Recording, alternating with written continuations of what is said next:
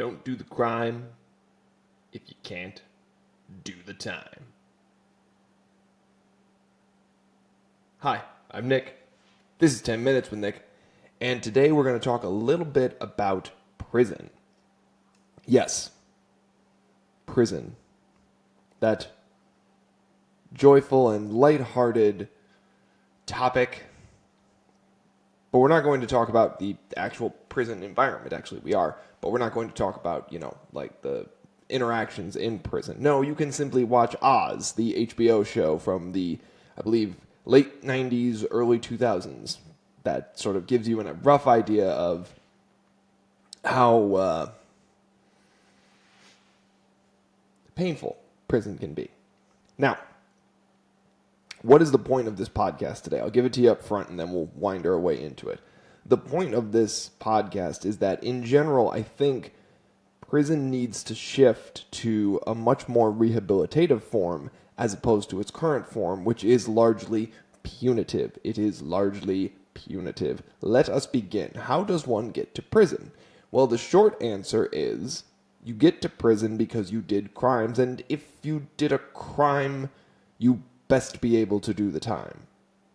Right? That's like the kind of off the cuff saying. It's like, don't do the crime if you can't do the time.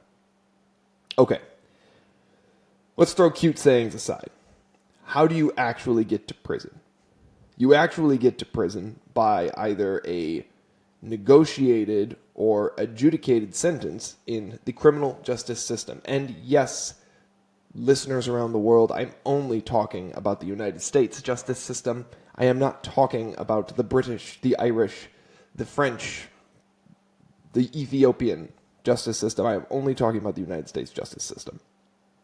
And in our justice system, you are indicted, which means that a crime was more likely than not committed by you.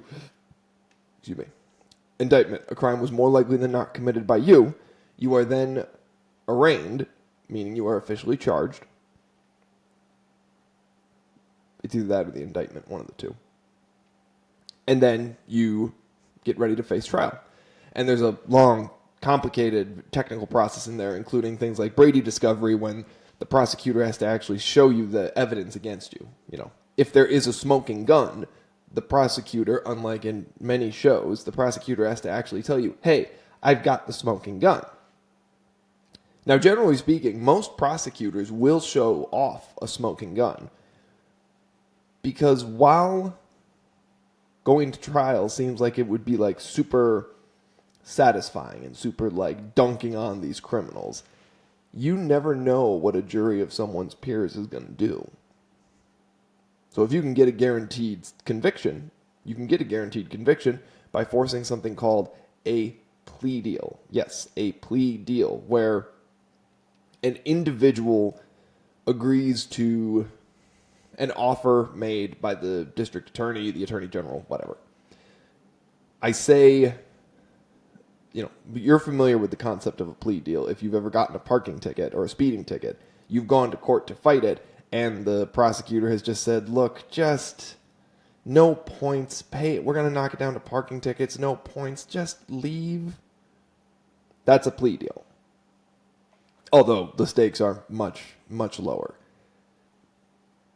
The function of plea deals is to allow prosecutors to quickly sort through convictions. And now plea deals should also be another method of dispensing justice, essentially allowing prosecutors to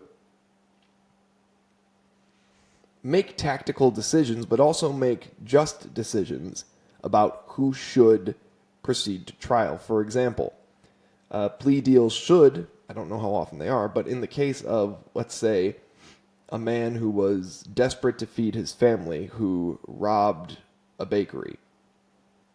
This is an edit on a classic thought piece. A man who was desperate, robbed a bakery to feed his family. Okay, we can see that.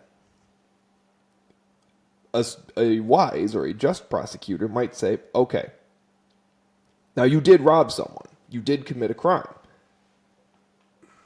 However, you had a reason for committing the crime. You were desperate. Let's use this plea deal to help you avoid more trouble. Let's not compile onto your troubles. You're not a bad person. You're a desperate person. A desperate person is very different. If you go to trial, that's it. You get an appeal, but you're basically starting to serve your prison sentence while you're on appeal, if you are adjudged guilty by the jury of your peers. Okay, it all sounds very simple. But there's a whole mess of cultural and socioeconomic problems that sort of heap on top of that cloud that system. Lady Justice is supposed to be blind, meaning that she is supposed to mete out justice, rich, poor, white, black. She is supposed to mete out justice the same. The problem is, we know from empirical data that is not always the case. We know that harsher punishments are levied against poor people, or get levied against different racial groups. I'm not going to, and it's not because necessarily somebody goes into a profession intending to be a racist. The outcome just happens to be that. And I don't know that that improves the situation at all. So you end up with a lot more non-affluent people. Non-affluent, you end up with a lot of African American people as well in prisons. And a lot of rich people who do bad things get off or get away or get a better deal because they can hire a better lawyer. So the justice system isn't really a matter of justice being meted out. It's about how much you can actually buy. With that being said, if our jails represent more of a cross-section of the non-affluent in our community, then shouldn't jails also be used as a resource to help those people not live a life that would lead them to recidivism? And the answer is, based on studies out of other countries, the U.S. justice system does a horrendous job at preventing recidivism. And it is because the U.S. justice system is purely punitive. Essentially, saying that going to jail, you are to wait in a little box, serve your time, and then we'll just let you out at the end. The problem is, with that mode, the only thing you get better at in jail is being a criminal. You don't get any better at being a member or a functioning member of society. Now, we've seen studies out of countries like Norway where even the most horrendous criminals are given a chance to develop themselves in some way. Now, I'm not saying serial killers, child molesters, those people should be given the chance to, paint their little disgusting hearts away. What I'm saying is, for 95% of criminals, 95% of criminals, meaning people who have been convicted of a crime, you have to consider that at the end of their sentence, they have to rejoin society. And if we look at how complicated the justice system is before we even add in the socioeconomic factors, all you do with our current jail system is designate a certain population to remain essentially subject to that justice system. It's the subject of another podcast, but why is that so difficult to fix? Well, because frankly, prisons are run in a lot of ways by private corporations. And that's not to say that private corporations are necessarily wrong or evil. What I'm saying about that is that the corporations are running the prisons on a strict profit basis. They are for-profit corporations operating these prisons. And even the ones that are run by, say, the federal government, they're not run well because no politician runs on a campaign of, giving more money to prisoners. It's a losing argument. So how do we get the prison model we currently have from its punitive state to a more rehabilitative form? That's a mystery for another day, my friends.